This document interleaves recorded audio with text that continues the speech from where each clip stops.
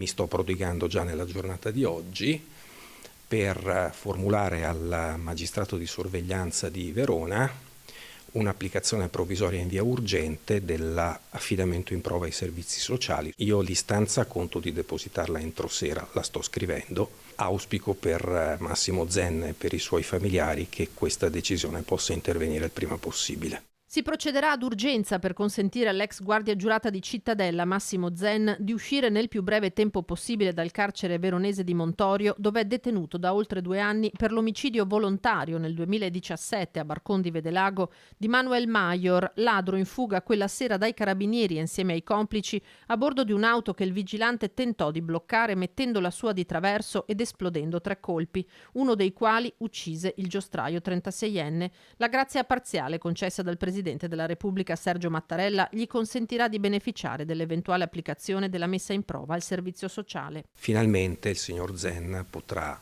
dar corso alle cure necessarie, urgenti, delle quali ha bisogno, cure che ad oggi la struttura carceraria non è riuscita a somministrargli e che gli hanno comportato dei serissimi problemi di salute con un calo ponderale da quando è detenuto di oltre 30 kg. Le precarie condizioni di salute, ma anche il risarcimento di 500.000 euro che l'assicurazione dell'azienda per cui lavorava ha versato alla famiglia della vittima, le motivazioni dell'atto di clemenza del Colle, di cui Zen è venuto a conoscenza quando la notizia era ormai di dominio pubblico, come ha raccontato al telefono alla moglie Franca Berto. L'aveva saputo anche lui dalle guardie carcerarie che avevano visto il telegiornale, gliel'hanno detto e non ci credeva, però insomma ci siamo parlati finalmente ridendo e non con la pesantezza delle altre volte. Lui mi ha detto, hai sentito? Io ho detto, hai sentito?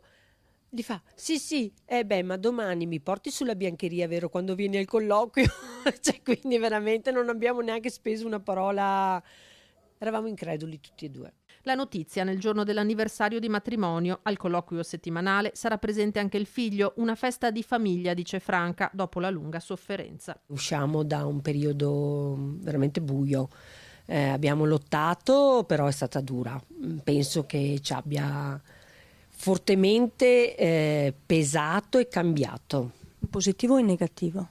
Per me è positivo. Ci ha insegnato a vivere ogni giorno appieno e a contornarci solo dei veri affetti, dice Franca, e a guardare in modo diverso la realtà, al di là dei portoni delle carceri. A tutti noi può succedere in qualunque momento di finire in un baratro e quindi, se mi sarà possibile, penso continuerò a supportare questo mondo carcerario. Se non ci saranno